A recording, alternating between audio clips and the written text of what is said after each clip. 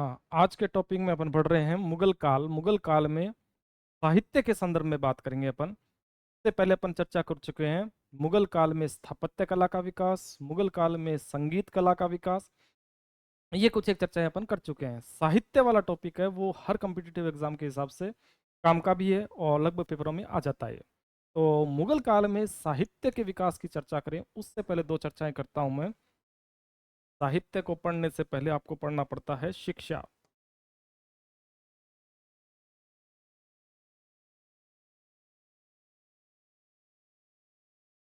का। स्पेशल नाम नहीं दे रखा है सिलेबस में, लेकिन फिर भी चर्चा कर लेंगे, दो बातें करेंगे अपन शिक्षा के बारे में। तो मुगल काल जब आपने शुरू में पढ़ा था तो वहां पे कुछ एक बातें की थी कि मुगल काल के बारे में एक विद्वान है, इतिहासकार, जिसका नाम है डॉक्टर सतीश चंद्र। डॉक्टर सतीश चंद्र ने मुगल काल की तुलना कर दी गुप्त काल से, और गुप्त काल में जिस तरह से कला में, साहित्य में विकास हुआ, उसकी दृष्टि से आपने गुप्त काल को कहा था भारतीय इतिहास का स्वर्ण काल। उसी से तुलना करते हुए डॉक्टर सतीश चंद्र ने मुगल काल को भी क्या कह दिया, भारतीय इतिहास का दूसरा स्वर्ण काल बताया।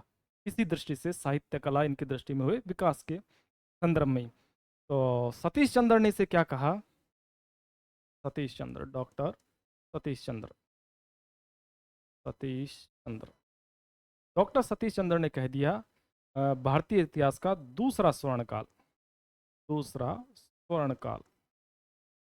भारतीय इतिहास का दूसरा स्वर्ण काल किसको कह दिया, तो आप कहोगे मुगल काल को। किसके बाद में, तो कहोगे गुप्त काल के बाद में, गुप्त काल के बाद में। गुप्त काल के बाद भारतीय इतिहास का दूसरा स्वर्ण काल किसे कहा जाता है, मुगल काल को। किसके अकॉर्डिंग, तो आप कहोगे डॉक्टर सतीश चंद्र के अकॉर्डिंग। एक बात। दूसरी बात काम की, मैंने कहा साहित्य की शुरुआत करें उससे पहले दो बातें अपन कर लेंगे शिक्षा के संदर्भ में भी। इससे क्या है, साहित्य की तरफ बढ़ने में कोई ज़्यादा दिक्कत नहीं रहेगी। मुगल काल में जो शिक्षा का माध्यम हुआ करता था वो भाषा थी फारसी। तो मुगल काल में शिक्षा का माध्यम, शिक्षा का माध्यम, मुगल काल में शिक्षा का माध्यम जो भाषा थी वो थी फारसी भाषा, फारसी। अच्छा प्रश्न है किसी एग्जाम में आए तो, मुगल काल में शिक्षा का माध्यम कौन सी होगी, फारसी भाषा। अब फारसी भाषा के संदर्भ में एक बात और कह सकते हैं हम पेपर के हिसाब से, फारसी को राजभाषा किस मुगल शासक ने बनाया। तो फारसी को राजभाषा बनाने वाला कौन, अकबर है। तो अकबर के काल में ये क्या बनी थी, राजभाषा। तो फारसी के लिए दूसरी बात अपन कह सकते हैं अकबर ने इसे राजभाषा बनाया, अकबर ने राजभाषा बनाया, राजभाषा बनाया। ठीक है। तो साहित्य पढ़ रहे हैं अपन। साहित्य में शुरुआत में अपन ने एक टॉपिक लिया शिक्षा, छोटा सा, ये दो बातें करेंगे, ज़्यादा इसकी नहीं करेंगे। उसके बाद साहित्य की तरफ बढ़ेंगे। तो शिक्षा, शिक्षा का माध्यम मुगल काल में कौन सी भाषा थी, फारसी भाषा हुआ करती थी, और अकबर ने फारसी भाषा को क्या बनाया था, राजभाषा। तो कुछ एक बातें ये हुई। अगली बात इसमें चर्चा करें शिक्षा के संदर्भ में ही। तो शिक्षा के संदर्भ में मुगल काल में आप कह सकते हो किन मतलब जैसे अब चल रहे हैं यूनिवर्सिटी, कॉलेज, स्कूल वगैरह, तो उस समय कहाँ ये शिक्षाएं प्राप्त की जाती थी। तो उसके संदर्भ में पहली बात कह सकते हैं जो प्रारंभिक शिक्षा है, प्रारंभिक शिक्षा, प्रारंभिक शिक्षा मुगल काल में दी जाती थी, आप कहोगे मकतब में।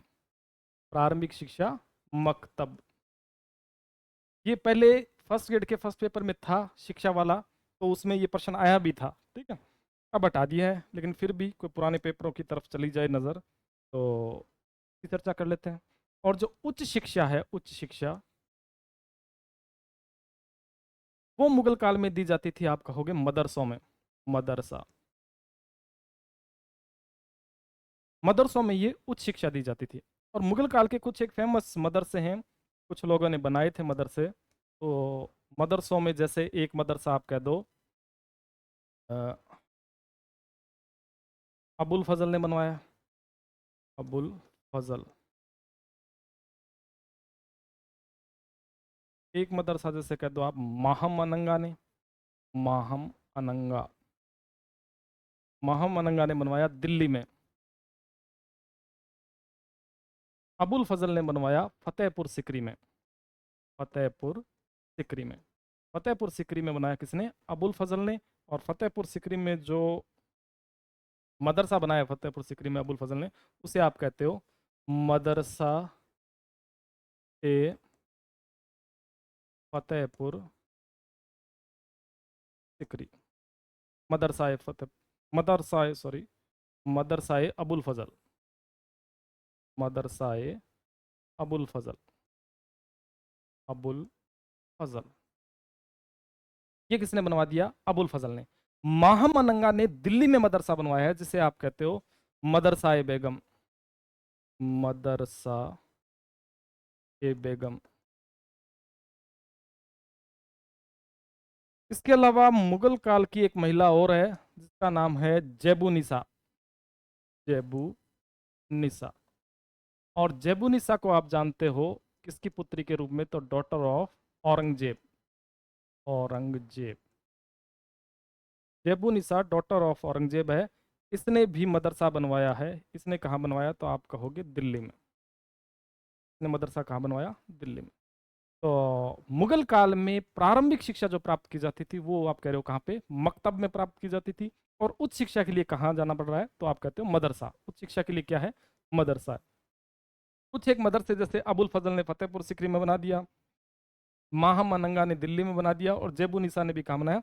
दिल्ली में बनाया। जैसे ये कुछ एक मदरसे किसके काल में बने? तो आप कहोगे मुगल काल में ये मदरसे बने। और बात करें तो शिक्षा में, अगर बात करें शिक्षा में, शिक्षा में ही जो व्यक्ति आप कह दो तर्कशास्त्र और दर्शन, तर्क और दर्शन, तर्क और दर्शन की शिक्षा प्राप्त कर ले, मुगल काल में जिस व्यक्ति ने तर्क और दर्शन की शिक्षा प्राप्त कर ली हो उसे उपाधि दी जाती थी बाकायदा, वो होती थी फाजिल की उपाधि। उस उपाधि को आप कह रहे हो फाजिल। फाजिल, फाजिल कौन होता था? जिसने तर्क और दर्शन की शिक्षा प्राप्त कर ली हो। इसी तरह से किसी ने अगर धर्म से संबंधित शिक्षा प्राप्त कर ली है, धर्म की शिक्षा, धर्म की शिक्षा प्राप्त करने वाले को कहा जाता था, आप कहोगे आमिल। और जिस व्यक्ति ने प्राप्त कर ली है साहित्य की शिक्षा, साहित्य की शिक्षा, उसे मानते थे या उसे उपाधि दी जाती थी काबिल की, काबिल। तो ये कुछ एक मुगल काल की उपाधियां थी शिक्षा के संदर्भ में। तर्क और दर्शन की शिक्षा प्राप्त करने वाला क्या कहलाता था? तो आप कहोगे फाजिल। फाजिल तर्क और दर्शन की शिक्षा प्राप्त करने वाला। और जिसने धार्मिक शिक्षा ग्रहण की है उसे कहते थे आमिल। और साहित्य की शिक्षा ग्रहण करने वाला क्या कहलाता था? तो आप कहोगे काबिल। काबिल होता था धार्मिक शिक्षा प्राप्त करने वाला। तो ये कुछ एक मुगल काल की क्या है, शिक्षाओं के लिए जो जो शिक्षा ग्रहण की है उसके लिए उपाधि कह सकते हो आप। तो ये शिक्षा ग्रहण करने के बाद में इस तरह की ये उपाधियां मिल रही थी किस काल में? तो आप कहोगे मुगल काल में। अपना टॉपिक जो है वो मुगल काल के संदर्भ में है साहित्य का विकास। तो साहित्य के संदर्भ में जब अपन बात करते हैं तो शुरुआत में जैसे स्थापत्य की बात हुई तो एक एक शासक को लेकर के हुई थी। आप मुगल सत्ता का भारत में संस्थापक बताते हो किसको? बाबर को। बाबर का शासनकाल 1526 से 1530, उसके बाद में हुमायूं आ जाता है। उसका शासनकाल दो स्लॉट में होता है, 1530 से 1540, और दूसरा स्लॉट 1555 से 1556। इसके बीच में जो है सूरवंशियों का शासन आ जाता है। तो इस तरह से हुमायूं के बाद में अकबर, अकबर के बाद में जहांगीर, सारे जितने भी शासक हैं उनके काल में जो स्थापत्य में विकास हुआ, जो चित्रकला में विकास हुआ, जिस तरह से शुरुआत में पढ़ा था उसी तरह से अपन इसमें साहित्य में भी विकास पढ़ेंगे। स्थापत्य में जैसे बाबर से शुरू किया था लास्ट तक लेके गए थे अपन, उसी तरह से चित्रकला में भी बाबर से शुरू करके लास्ट तक लेके गए थे। और अब साहित्य की बात कर रहे हैं तो शुरुआत कहाँ से करेंगे? बाबर से ही शुरू करेंगे। तो सबसे पहले अपन बात कर लेते हैं मुगल काल में बाबर की बात। साहित्य में बाबर की जब बात की जाए, शासनकाल आपको याद है 1526 से 1530। बाबर की बात करें तो बाबर स्वयं लेखक था, स्वयं लेखक। बाबर क्या था? खुद भी लेखक था, स्वयं लेखक था। यहां से काम की बात आपके लिए ये है, रचनाएं जो भी हैं उनकी भाषा सिर्फ एक रखोगे आप, भाषा, भाषा होगी तुर्की भाषा, भाषा तुर्की भाषा। स्वयं लेखक है बाबर। और भाषाओं की बात करें तो कौन सी भाषा में लिखा है? तुर्की भाषा में। यहाँ बाबर की रचनाओं की बात करें तो इसकी रचनाओं में एक नंबर पर अपन बात कर लेते हैं इसकी आत्मकथा, जिसे आप कहते हो तजुक ए बाबरी, तजुक ए बाबरी। बाबर की आत्मकथा तजूके बाबरी, इसी को बाबरनामा भी कहते हो आप, बाबरनामा, तजूके बाबरी या बाबरनामा, पूरी बात करेंगे अपन। तजूके बाबरी या बाबरनामा, भाषा तो दोबारा लिखने की जरूरत नहीं है, कौन सी भाषा होगी, तुर्की भाषा में है, ठीक है। तजूके बाबरी या बाबरनामा है क्या, तो आप कहोगे बाबर की आत्मकथा, बाबर की आत्मकथा। तजूके बाबरी या बाबरनामा क्या है, तो बाबर की आत्मकथा है, बाबर की आत्मकथा, ठीक है। तजूके बाबरी में उस समय के, तात्कालीन समय के भारत के बारे में भी जानकारी मिलती है, और आप राजस्थान हिस्ट्री पढ़ते हो तो राजस्थान हिस्ट्री के बारे में भी कुछ एक जानकारी देता है आपको कौन, तजूके बाबरी। तो तजूके बाबरी या बाबरनामा बाबर की आत्मकथा होगी। भाषा जैसे आपने पहले ही बता दिया, तुर्की है, भाषा कौन सी है, तुर्की। और बात करते हैं, बाबरनामा से कई तरह के प्रश्न बन सकते हैं, जितने भी बन सकते हैं सारी चर्चा करते हैं हम। सबसे पहले बात करते हैं बाबरनामा, बाबरनामा के अनुवाद, अनुवाद की बात करते हैं। तो अनुवाद में प्रश्न आपके फारसी अनुवाद से भी बनता है, फारसी अनुवाद, और इंग्लिश अनुवाद से भी बनता है, इंग्लिश ट्रांसलेशन से भी, अंग्रेजी अनुवाद से भी बनता है प्रश्न। तो फारसी अनुवाद से पहले प्रश्न लेते हैं अपन, पहले बात करते हैं फारसी अनुवाद। तो बाबरनामा का जो फारसी अनुवाद है, तो उससे प्रश्न इस तरह से हो सकता है कि मुगल काल में, मुगल काल में बाबरनामा के 4 फारसी अनुवाद हुए, 4 फारसी अनुवाद।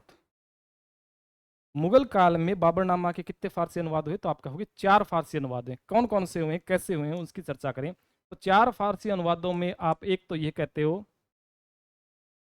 हुमायूं के काल में, हुमायूं के काल में,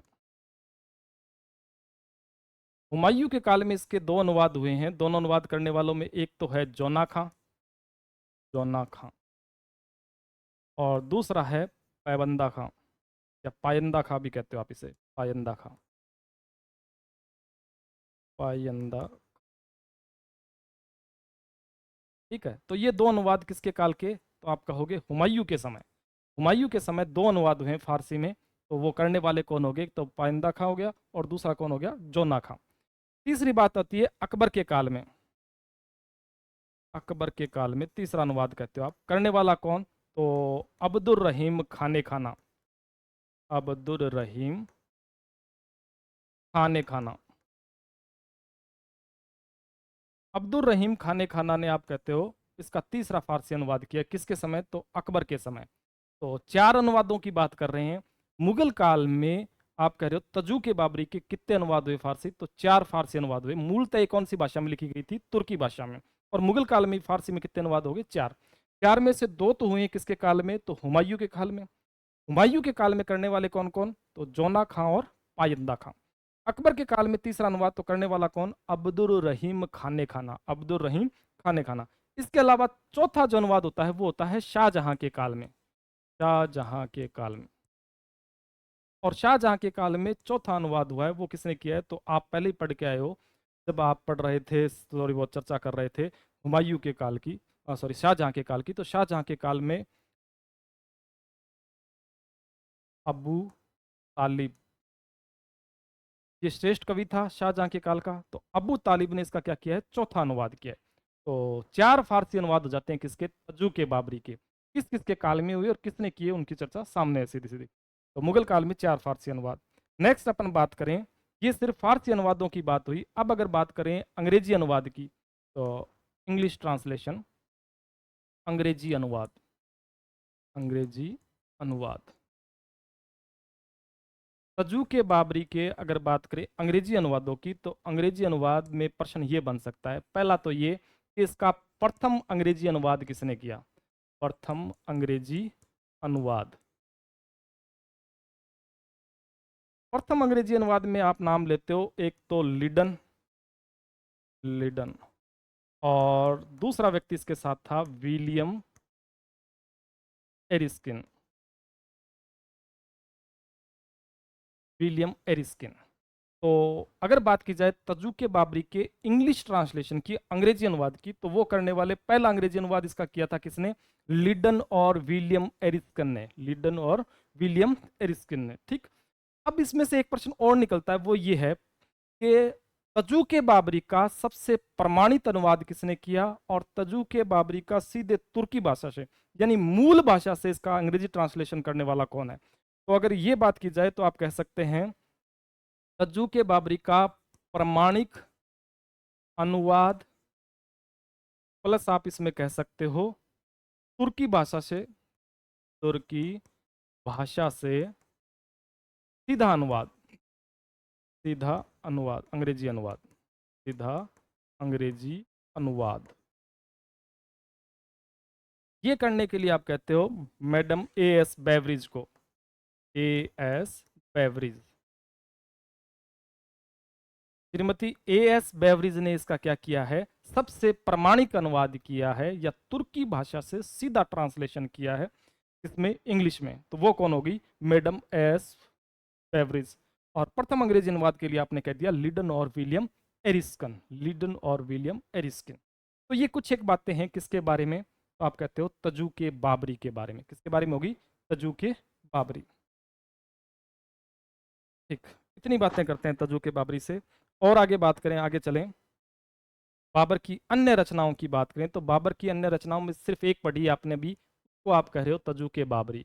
दूसरी रचना इसकी हो गई, 2 नंबर पर पढ़ें तो खते बाबरी, खत ए बाबरी, या इसी को कहते हो आप रिसाल ए सज, रिसाले उसज।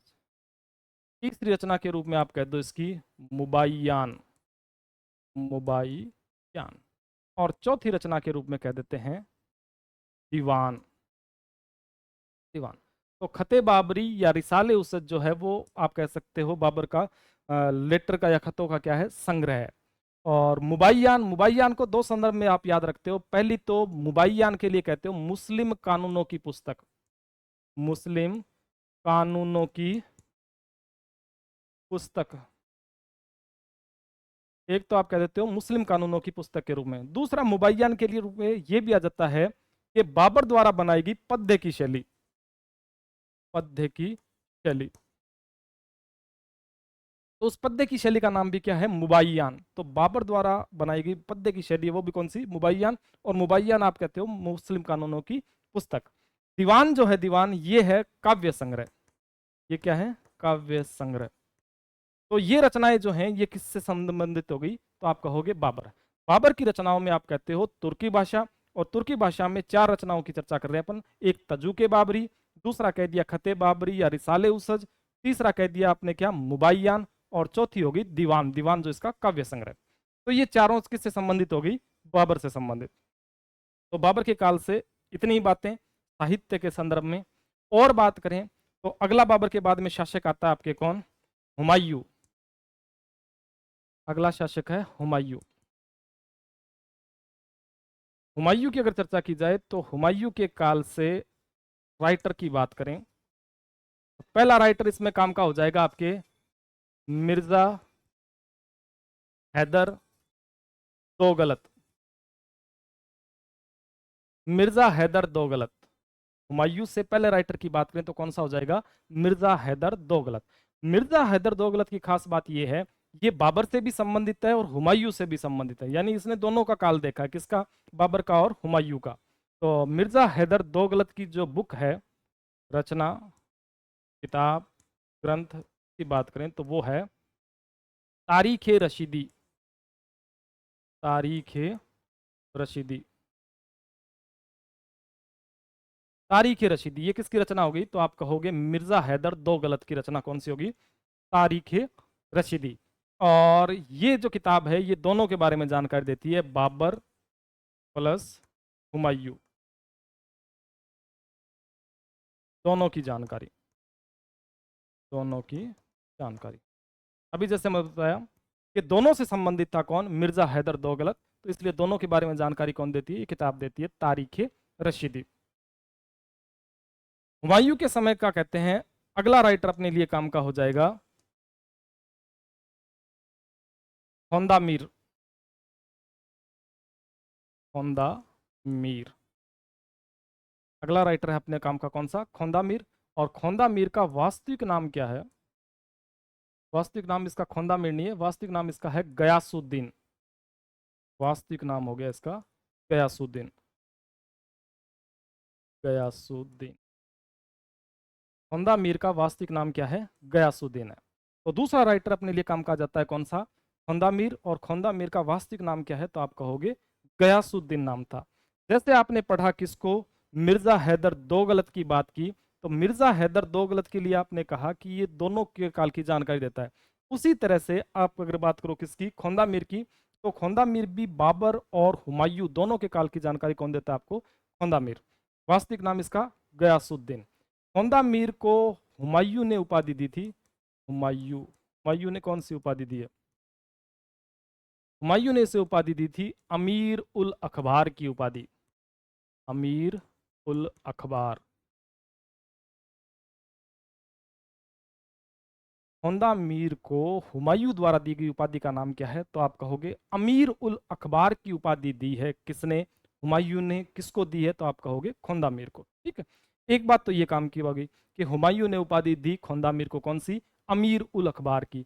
अब जो खोंदा मीर है वो भी हुमायूं को कुछ देगा, तो खोंदा मीर ने हुमायूं को कहा, हुमायूं के लिए इसने क्या कहा है? हुमायूं को, तो हुमायूं को इसने दो नाम दिए। एक तो इसने कहा सिकंदर ए आजम, सिकंदर ए आजम, और दूसरा इसे कहा खुदा का साया, खुदा का साया। हाँ, खोंदा मीर दूसरा राइटर पढ़ रहे हो आप किसके काल में? तो हुमायूं के काल में। हुमायूं ने खोंदा मीर को उपाधि दी है, वो कौन सी है? अमीर उल अखबार की उपाधि। अब खोंदा मीर ने हुमायूं को क्या नाम दिए हैं? तो उसमें एक तो कहा सिकंदर आजम और दूसरा कह दिया खुदा का साया। सिकंदर आजम का तथ्य आप इस तरह से जोड़ सकते हैं, एक पुरानी मूवी आया करती थी, ब्लैक एंड व्हाइट मूवी थी सिकंदर आजम। वैसे नहीं तो एक गाना जरूर सुना होगा, जहाँ डाल डाल पर सोने की चिड़िया, वो इसी मूवी से संबंधित था, इसी मूवी में था। तो सिकंदर आजम और खुदा का साया, ये दोनों नाम किसने दिए? खोंदा मीर ने। किसको दिए? तो कहोगे हुमायूं को। ये बातें कुछ एक होगी किसकी? खोंदा मीर की। खोंदा मीर की रचनाओं की चर्चा नहीं की अपन ने अभी, तो खोंदा मीर की रचनाएं, रचनाएं प्रश्न आता है इसकी रचनाओं से संबंधित, तो रचनाएं कौन कौन सी हैं? तो उसमें एक रचना तो आप कहते हो इसकी है हबीब उस सियार। एक रचना का नाम तो क्या हो गया इसकी? हबीब उस सियार। एक रचना तो हो गई हबीब उस सियार। दूसरी रचना इसकी है कानून ए हुमायूनी। दूसरी रचना का नाम हो गया इसकी कानून ए हुमायूनी। खोंदा मीर की एक रचना तो आपने कह दी कौन सी? हबीब उस सियार। और दूसरी रचना इसकी होगी कौन सी? कानून ए हुमायूनी, कानून ए हुमायूनी। तीसरी रचना इसकी ये हो गई, तीसरी रचना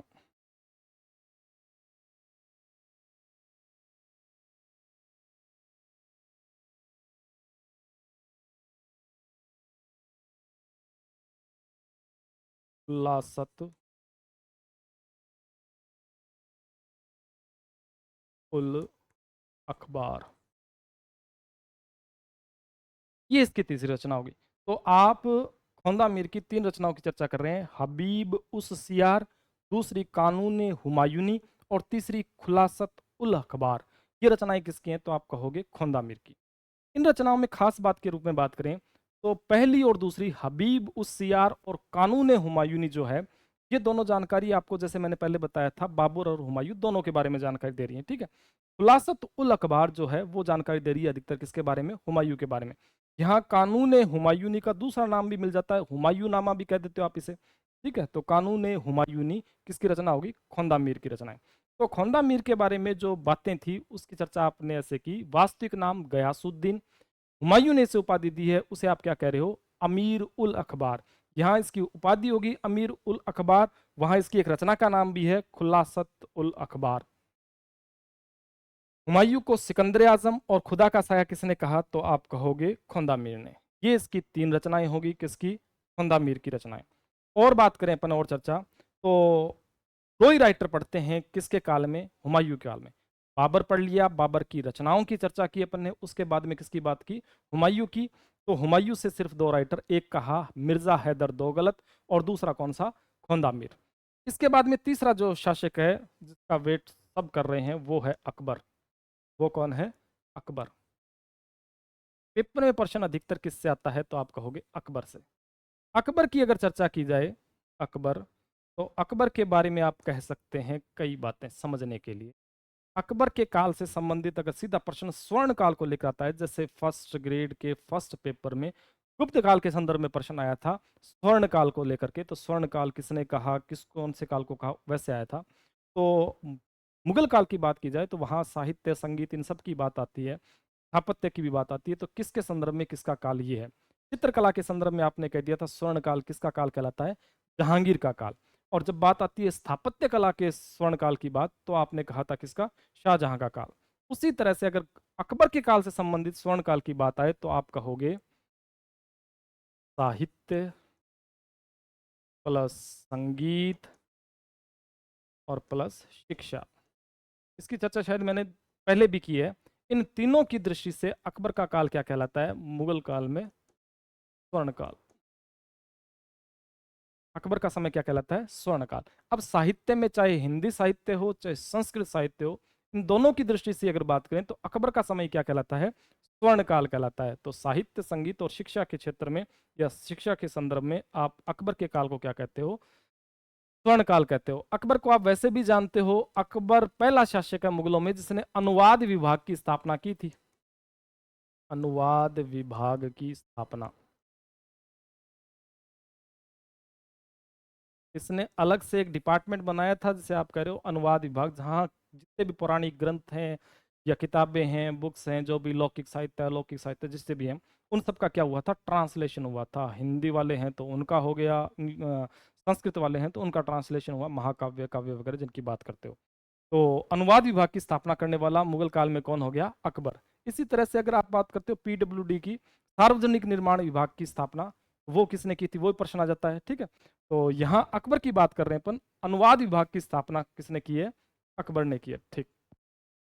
अकबर के समय में अकबर की साहित्य में, इतिहास में, इनमें रुचि थी, तो अकबर ने क्या किया कि जितना भी मुगलों का पुराना इतिहास है उसको लिखवाने की परंपरा शुरू की, एक तरह से उसको लिखाने के लिए प्रयास किए हैं। और उन प्रयासों में इसने क्या किया कि जो इसके दादा, पिताजी जो भी हैं, उनसे संबंधित जो व्यक्तित्व रहे थे, चाहे वो नौकर हों चाहे रसोइये हों, उनको इकट्ठा करके जो बचे हुए हैं उनसे कहा कि आपको जो भी जानकारी है मेरे दादा के बारे में या पिताजी के बारे में, वो एक बुक के रूप में लिखो, ठीक है। और ये बुक एक तरह से रेफरेंस बुक का काम कर रही थी, संदर्भ पुस्तिकाओं का काम किया था इन बुकों ने। और ये सारी किताबें अकबर ने इसलिए लिखवाई थी कि अकबर उस समय एक बड़ी किताब लिखा रहा था, बड़ा ग्रंथ लिखवा रहा था, जिसे आप कहते हो अकबरनामा। और अकबरनामा एक तरह से मुगलों का इतिहास या कह सकते हैं अकबर के बारे में है, ठीक है। तो वो इतिहास था, तो उसमें जो जो संदर्भ ग्रंथों की जरूरत थी, तो उसके लिए इसने क्या किया, जो व्यक्ति इसके पूर्वजों से संबंधित थे उन सबको इकट्ठा करके उनसे अलग से क्या लिखवाई, इसने किताब लिखवाई, ठीक है। तो उन्हीं से संबंधित बातें करते हैं। अकबर के समय में साहित्य के विकास की या प्रमुख साहित्यकार लेखकों की बात करें तो इस तरह से चलेंगे। सबसे पहले अपन बात कर लेते हैं किसकी? गुलबदन बेगम। गुलबदन बेगम। और गुलबदन बेगम को आप जानते हो डॉटर ऑफ बाबर, बाबर की पुत्री के रूप में। गुलबदन बेगम कौन होगी? बाबर की पुत्री, यानी हुमायूं की क्या होगी? ये बहन। तो बाबर और हुमायूं के बारे में ज्यादा कौन जानेगा? बाबर की बेटी और हुमायूं की बहन जानेगी। तो गुलबदन बेगम, गुलबदन बेगम ने किताब लिखी है, इसकी रचना है, रचना, रचना को आप कहते हो हुमायूं नामा। हुमायूं नामा, ये हुमायूं नामा आप कह दो हुमायूं की आत्मकथा होगी, लेकिन लिखने वाला कौन हो गया? तो आप कहोगे गुलबदन बेगम। जीवनी है किसकी? तो आप कहो हुमायूं की। तो हुमायूं नामा की राइटर कौन होगी? गुलबदन बेगम। समकालीन जो हुमायूं के इतिहासकार हैं या जो साहित्यकार हैं, उनसे अलग, उनसे इतर आप कहते हो गुलबदन बेगम ने एक तथ्य अलग दिया है इसी हुमायूं नामा में। गुलबदन बेगम के अकॉर्डिंग जो बाबर की मृत्यु हुई है उसके पीछे कारण गुलबदन बेगम ने अलग दिया है कि बाबर की मृत्यु इब्राहिम लोदी की जो माँ थी उसके द्वारा जहर देने से बाबर की मृत्यु हुई है, ठीक है। ये कारण किसने दिया है? तो आप कहोगे गुलबदन बेगम ने। किसमें दिया है? हुमायूं नामा में दिया है। आप जब बाबर को पढ़ते हो, जो युद्ध पढ़ते हो, इब्राहिम लोदी के साथ पढ़ते हो, पानीपत का प्रथम युद्ध 21 अप्रैल 1526, ये सारी बातें। तो उसके बाद में बाबर की भी मृत्यु होती है 1530 में, 1526 में इब्राहिम लोदी मर जाता है। तो हुमायूं नामा में तर्क दे रही है, कारण बता रही है कौन? गुलबदन बेगम। बाबर की मृत्यु का कारण, इसमें काम की बात ये कह देते हैं, बाबर की मृत्यु का कारण, बाबर की मृत्यु का कारण इब्राहिम लोदी की मां, इब्राहिम लोदी की मां द्वारा दिया जहर। तो ये कारण कौन बता रही है? तो आप कहोगे गुलबदन बेगम बता रही है कारण। ठीक है, तो पहले राइटर के रूप में आपने बात कर ली किसकी? गुलबदन बेगम की। नेक्स्ट दूसरा राइटर अकबर के काल से आप कहते हो, जिसका नाम है जोहर आफ्ताबची। जोहर आफ्ताबची, जोहर आफ्ताबची। जोहर आफ्ताबची कौन था, उसकी चर्चा करें तो जोहर आफ्ताबची हुमायूं का घरेलू नौकर था। हुमायूं का घरेलू नौकर। मैंने जैसे अभी बताया था, संदर्भ किताबें, संदर्भ पुस्तिकाएं लिखवा रहा था अपने नए ग्रंथ के लिए। कौन? अकबर। तो उस समय उसको जो जो जरूरत थी वो संदर्भ ग्रंथों में एक काम में ले लिया। कौन? जोहर आफ्ताबची। हुमायूं का क्या है? घरेलू नौकर। आफ्ताबची वैसे मुगल काल में एक पोस्ट हुआ करती थी, और ये आफ्ताबजी किया करते थे पर्सनल, जैसे असिस्टेंट के रूप में हुक्का बढ़ने का काम करता था। आफ्ताबजी हुक्का बढ़ने वाले की पोस्ट हुआ करती थी। तो हुमायूं का क्या है? घरेलू नौकर, जो हुमायूं का क्या काम करता था? हुक्का बढ़ने का काम कर रहा है। कौन? जोहर आफ्ताबजी। तो पर्सनल हो गया, तो पर्सनल बातें भी जानेगा। तो इससे आप कह सकते हो अकबर के आदेश पर जोहर आफ्ताबजी ने भी बुक लिखी है। ठीक है, और इस बुक का नाम है तारीख हुमायूनी। तारीख हुमायूनी। तो जोहर आफ्ताबची ने, आप कहते हो, जो हुमायूं के ऊपर किताब लिखी उसका नाम क्या है? तारीख हुमायूनी।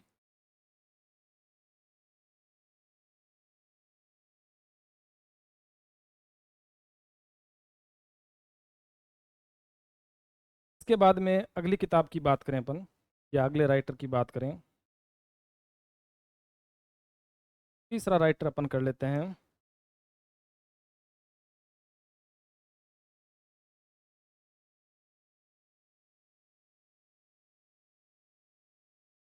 बायजीद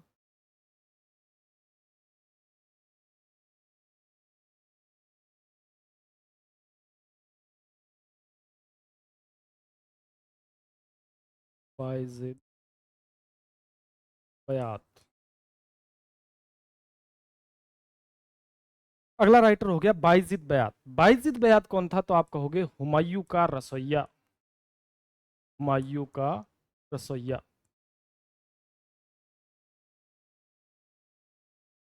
बायजीद बयात था हुमायूं का रसोइया। तो इसने भी अकबर के आदेश पर किताब लिखी है, जिसको आप कहते हो, इसकी रचना का नाम है तज़किरा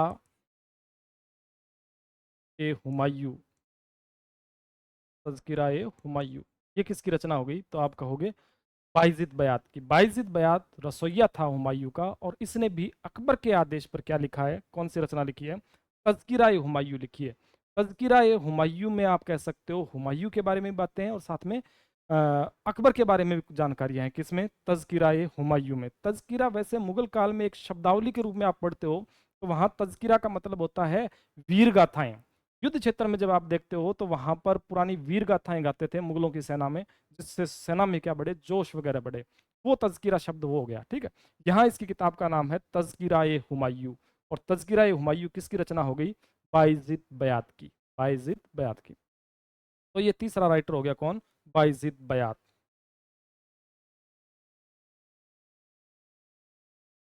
अगला बात करें, चौथा, निजामुद्दीन अहमद।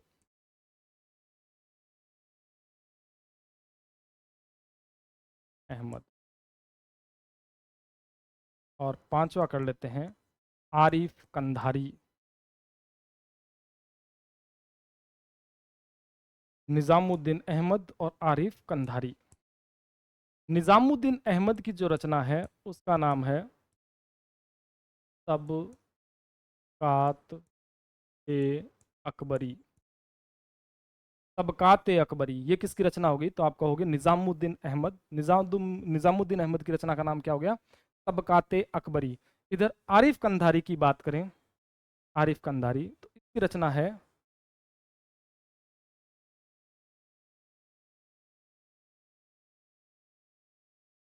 तारीख ए अकबर। ये रचना होगी किसकी? तो आरिफ कंधारी की। अकबर के काल में साहित्य का विकास पढ़ रहे हैं अपन, और अकबर के काल में साहित्य के विकास में जब बात करें तो तीन राइटरों की चर्चा की अभी तक। गुलबदन बेगम, डॉटर ऑफ बाबर, इसकी रचना का नाम हो गया हुमायूं नामा। उसके बाद में दूसरा जौहर आफ्ताबची, जो हुमायूं का घरेलू नौकर था, ठीक है, इसकी रचना का नाम आपने कह दिया तारीख हुमायूनी, तारीख हुमायूनी। नेक्स्ट तीसरा बायजीद बयात, हुमायूं का रसोइया था ये, ठीक है, तो ये भी हुमायूं के बारे में लिखेगा। इसकी रचना होगी तज़किराए हुमायूं, तज़किराए हुमायूं। चौथा कहा निजामुद्दीन अहमद, इसकी रचना हो गई तबकाते अकबरी, तबकाते अकबरी। और इधर आरिफ कंधारी है, इसकी रचना होगी तारीख अकबर, तारीख अकबर। तो ये अकबर के समय के क्या चल रहे हैं राइटर, और इनमें से एक शानदार राइटर है जिस पेपर में आने लायक से आप कहते हो अबुल फजल, अबुल फजल। अगला काम का राइटर आ गया अपने कौन? अबुल फजल। अब बात आती है हु इज अबुल फजल। अबुल फजल कौन था, इसकी पूरी डिटेल से बात करेंगे अपन। पेपर में आने लायक है, चाहे वो हिस्ट्री का सेकंड पेपर हो, चाहे वो सिविल एग्जाम का हो, चाहे इतिहास व्याख्याता का फर्स्ट पेपर हो, उसमें आने लायक कौन सा है? अबुल फजल। कौन था, इसकी कॉमन जानकारी, साधारण जानकारी, डिटेल से जानकारी, सारी बातें करते हैं हम।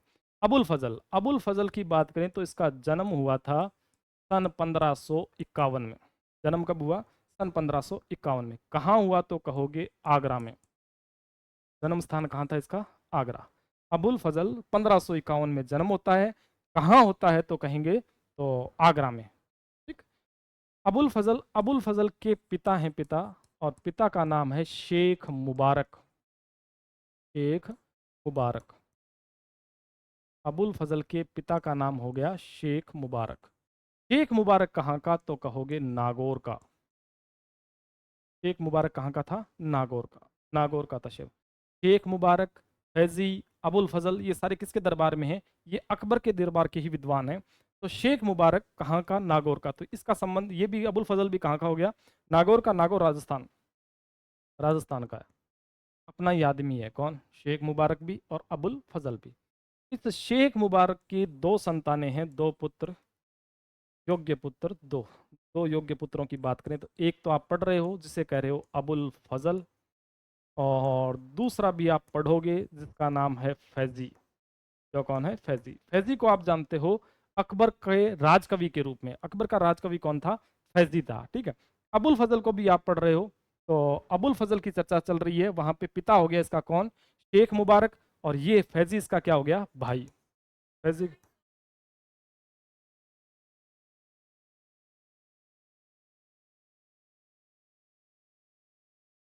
हाँ, फैजी क्या हो गया? इसका भाई हो गया, ठीक है। तो शेख मुबारक, शेख मुबारक की दो संतानें, दो पुत्र हैं योग्य, एक अबुल फजल, दूसरा फैजी। अपन जिसको पढ़ रहे हैं उसका नाम क्या है? अबुल फजल। अबुल फजल अकबर के आदेश पर आप कहते हो एक रचना, ये ग्रंथ की रचना करेगा जो सबसे फेमस है, जो पेपर में आता भी है, और उस ग्रंथ का नाम है अकबरनामा, अकबरनामा। ग्रंथ का नाम हो गया अकबरनामा। अकबरनामा की चर्चा करें तो अकबरनामा के तीन भाग हैं। अकबरनामा कितने भाग हैं? तो कहोगे तीन भाग। और इस अकबरनामा के तीन भागों में से जो तीसरा भाग है, तीसरा भाग, अकबरनामा का तीसरा भाग कहलाता है आइन ए अकबरी, आइन ए अकबरी। अकबरनामा का ही तीसरा भाग क्या कहलाता है? आइन ए अकबरी। अकबरनामा का तीसरा भाग क्या कहलाएगा? आइन ए अकबरी। और इस आइन ए अकबरी के भी पांच भाग हैं, पांच भाग हैं। अकबरनामा, अकबरनामा के कितने भाग बताए? तीन भाग। तीसरा भाग क्या कहलाता है? तो आप कहोगे आइन ए अकबरी। और आइन ए अकबरी के कितने भाग हैं? पांच भाग। और इसका पांचवा भाग, पांचवा भाग। इसके पांचवें भाग में आप कहोगे अबुल फजल की आत्मकथा है। अबुल फजल की आत्मकथा है। पांचवें भाग में क्या कह दिया आपने? अबुल फजल की आत्मकथा है। तो अकबरनामा, अकबरनामा रचना होगी किसकी? तो आप कहोगे अबुल फजल की। बहुत सारी बातें होगी इसमें। इसमें से काम की बात आपके लिए एक और है। अकबरनामा को अबुल फजल ने क्या कहा था? तो अबुल फजल ने इसे गुलाब बाग की संज्ञा दी। गुलाब बाग। अकबरनामा को अबुल फजल ने क्या कहा? तो कहोगे गुलाब बाग। ये अबुल फजल ने कहा है। अबुल फजल ने कहा। हाँ, अकबरनामा, अकबरनामा रचना होगी। इसमें वैसे कई राइटरों ने काम किया है। आप फैजी की बात करते हो, आप अबुल फजल की बात करते हो, कई सारे राइटर हैं, लेकिन मूलतः रचना माने तो अबुल फजल की। ठीक है, तीन भाग हैं और तीन में तीसरा भाग कहलाता है आईने अकबरी। आईने अकबरी के पांच भाग हैं, जिसमें पांचवें भाग में क्या है? अबुल फजल की आत्मकथा। और अकबरनामा को अबुल फजल ने क्या नाम दिया था, कौन सी संज्ञा दी थी? तो आप कहोगे गुलाब बाग कहा था इसे, गुलाब बाग। आप जब मुगल काल में पढ़ते हो, स्थापत्य कला वगैरह, संगीत, चित्रकला, इन सब की चर्चा करते हो, तो ये अकबर के समय की सर्वाधिक जानकारी देने वाला राइटर आपको कौन है? तो कहते हो अबुल फजल। तो अबुल फजल से और बात की जाए इसी अकबरनामा से, तो अकबरनामा में अबुल फजल क्या करता है? अ, लगभग 59 59 कवियों की सूची देता है अकबरनामा में। आप चर्चा कर रहे हैं अकबरनामा की, अकबरनामा। और अकबरनामा में ही अबुल फजल अकबर के समय के, कह सकते हो आप, 59 कवियों की सूची देता है। कितने सूची? 59। और इन 59 कवियों में सर्वश्रेष्ठ बताता है ये। कितने कवियों में सर्वश्रेष्ठ था कौन? तो फैजी। फैजी, फैजी इसका भाई है, तो भाई को सर्वश्रेष्ठ बताया इसने। ठीक है, तो अकबरनामा में अबुल फजल 59 कवियों की सूची देता है और इन कवियों में सर्वश्रेष्ठ किसको बताता है? तो आप कहोगे फैजी को। फैजी अकबर का क्या था? राजकवि। राजकवि भी था। फैजी अकबर का क्या था? राजकवि भी था। तो सर्वश्रेष्ठ किसको बता दिया? फैजी को। इसके अलावा ये आप कह सकते हैं 36 गायकों की सूची देता है। गायकों की सूची। अबुल फजल 36 गायकों की भी सूची देता है। जिस तरह से 59, कह सकते हो आप, 59 कवियों की सूची देकर के फैजी को क्या बता दिया? सर्वश्रेष्ठ। उसी तरह से 36 गायकों की सूची देता है, उसमें से आप कहते हो तानसेन को इसने सर्वश्रेष्ठ बताया था। तानसेन को क्या बता दिया? सर्वश्रेष्ठ। सर्वश्रेष्ठ। तानसेन क्या है? सर्वश्रेष्ठ। और बात करें तो 17 चित्रकारों की, पेंटरों की सूची दी है इसने। 17 चित्रकारों, 17 चित्रकारों की सूची दी है किसने? अबुल फजल ने। और इनमें आप कहते हो इसने 13 हिंदू चित्रकार बताए। 13 क्या बताए? हिंदू चित्रकार। हिंदू चित्रकार। ठीक है, तो अकबरनामा में आप कहते हो अबुल फजल क्या है? इस तरह से कुछ एक विद्वान है उनकी सूची दे रहा है। तो 59 कवियों की सूची दी, सर्वश्रेष्ठ हो गया कौन? फैजी। 36 गायकों की सूची दी, जिसमें सर्वश्रेष्ठ किसको बताया? तानसेन को। 17 चित्रकारों की सूची दी, जिसमें से हिंदू कितने चित्रकार थे? 13 चित्रकार हिंदू चित्रकार थे। और यहाँ अबुल फजल की लाइन भी आती है कि तत्कालीन समय या अपने समय में बात की जाए तो उसने, अबुल फजल ने इस तरह से कहा कि हिंदू चित्रकारों का सानी या हिंदू चित्रकारों की समानता कोई नहीं कर सकता। इस तरह की लाइन भी इसने कही थी। यहाँ पे भी सर्वश्रेष्ठ में 13 हिंदू चित्रकार आपने कह दिए। ये कुछ एक बातें, जानकारियां देता है अबुल फजल। किस में? तो आप कहोगे अकबरनामा में। अकबरनामा से जितनी बातें हो सकती थी, काम काम की अपन ने सारी कर लिया। ठीक है, तो अकबर के काल के साहित्यकार, या आप कह सकते हैं साहित्य की चर्चा कर रहे हैं अपन। अब चल रहा है अपने अकबर। तो अकबर से साहित्यकारों में ये बातें कर ली, और बात कर लेते हैं और भी साहित्यकार हैं अकबर के समय के।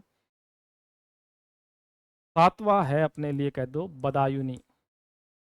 बदायूनी। बदायूनी का जो वास्तविक नाम है, पूरा नाम करके, पूरा नाम इसका है अब्दुल कादिर बदायूनी। अब्दुल कादिर बदायूनी, ये इसका नाम है सही। अब्दुल कादिर बदायूनी। अकबर के समय के राइटरों में आप कह रहे हो बदायूनी, और बदायूनी का पूरा नाम हो गया अब्दुल कादिर बदायूनी। बदायूनी को आप राजस्थान हिस्ट्री में भी पढ़ते हो, जब आप प्रताप या हल्दी घाटी युद्ध की चर्चा करते हो, वहां पर आप एक लॉजिक देते हो किसका, अब्दुल कादिर बदायूनी का भी। ठीक है, अब्दुल कादिर बदायूनी है, इसकी पहचान सबसे पहले तो इस रूप में कर देता हूं, ये अकबर की धार्मिक नीतियों का कट्टर विरोधी था। अकबर की धार्मिक नीतियों का कट्टर विरोधी, कट्टर विरोधी। तो पहली पहचान तो इसकी ये हो गई कि बदायूनी जो है वो अकबर की धार्मिक नीतियों का क्या है, कट्टर विरोधी है। ठीक, दूसरी बात, अब्दुल कादिर बदायूनी की रचना, रचना आपने रट रखी है, शुरुआत से आती है, मुंतखब उल तवारीख, मुंतखब उल तवारीख, ये किसकी रचना होगी, तो आप कहोगे बदायूनी की। ये उत उल अल जो भी नाम आते हैं, ये एक तरह से अपने हिंदी में जैसे कहते हैं का के की रारी री, उसका काम करते हैं। ठीक है, तो तवारीख इतिहास के लिए हो गया, तारीख तारीख तवारीख इतिहास से संबंध। तो बदायूनी, बदायूनी का वास्तविक नाम अब्दुल कादिर बदायूनी, अकबर की धार्मिक नीतियों का क्या है, ये कट्टर विरोधी रहा है। इसकी रचना कौन सी होगी, मुंतखब उल तवारीख। दो काम की चीजें बताता हूँ इसमें, पेपर में आने वाली सीधी सीधी बातें होगी। अब दो बातें इसको याद रखने के लिए अब्दुल कादिर बदायूनी को, उसके लिए पहली बात तो ये आ जाती है इसके नाम को लेकर के, आप इसे कह रहे हो बदायूनी, उसको लेकर के चर्चा कर लेंगे। दूसरा आपने कहा अकबर की धार्मिक नीतियों का क्या है, कट्टर विरोधी। ये राइटर जरूर अकबर के समय का है, लेकिन इसकी जो ये किताब है मुंतखब उल तवारीख, ये जो रिलीज हुई है, रिलीज ये जहांगीर के काल में हुई है। इसने इतना दिन बाहर ही नहीं निकाला इसको, ये रिलीज किसके काल में हुई, तो आप कहोगे जहांगीर के काल में ये रिलीज हुई है। रिलीज किसके काल में, जहांगीर के काल में। ये बाहर निकली है, आप कह सकते हो छपी है, जो भी काम हुआ इसका वो किसके काल में हुआ है, वो जहांगीर के काल में हुआ है। बाकी लिखी किसके काल में गई थी, अकबर के काल में इसने लिख दी थी, लेकिन ये रिलीज किसके काल में हुई, प्रिंट आउट किसके काल में हुई, तो आप कहोगे जहांगीर के काल। क्यों, अकबर की धार्मिक नीतियों का क्या है, विरोधी है। जो भी कड़वी बातें लिखी वो बाद में आएंगी। दूसरा इसके नाम को लेकर के चर्चा कर रहा था बदायूनी। बदायूनी, अगर आप मुगल काल की बात करते हो तो वहां पर अगर किसी को आप कह सकते हो दान वगैरह देना हो मदद के लिए, तो उसके लिए एक वर्ड आता है शब्दावली में, मदद माश। और इस मदद माश के तहत बदायूनी को बदायूं में, बदायूं जगह का नाम हो गया, वहां पर 1000 बीघा जमीन दी गई थी इसको, और उसी के नाम से इसका नाम कौन सा हो गया, बदायूनी नाम हो गया। आप कह सकते हैं बदायूनी को मदद ए माश, मदद ए माश। मदद माश में इसको 1000 बीघा जमीन मिली थी, 1000 बीघा जमीन। और ये 1000 बीघा जमीन कहाँ मिली, तो जगह का नाम है बदायूं, बदायूं में। और बदायूं में 1000 बीघा जमीन मिली, इसका नाम भी क्या हो गया, अब्दुल कादिर बदायूं। ठीक है, तो ये कुछ एक बातें थी किसके बारे में, बदायूं। और भी साहित्यकार बाकी है भी किसके काल के, अकबर के काल के, लेकिन आज के लिए सिर्फ चर्चा इतने की ही करेंगे। एक बार के लिए दोबारा देख लेते हैं पन्ने क्या क्या देखा आज।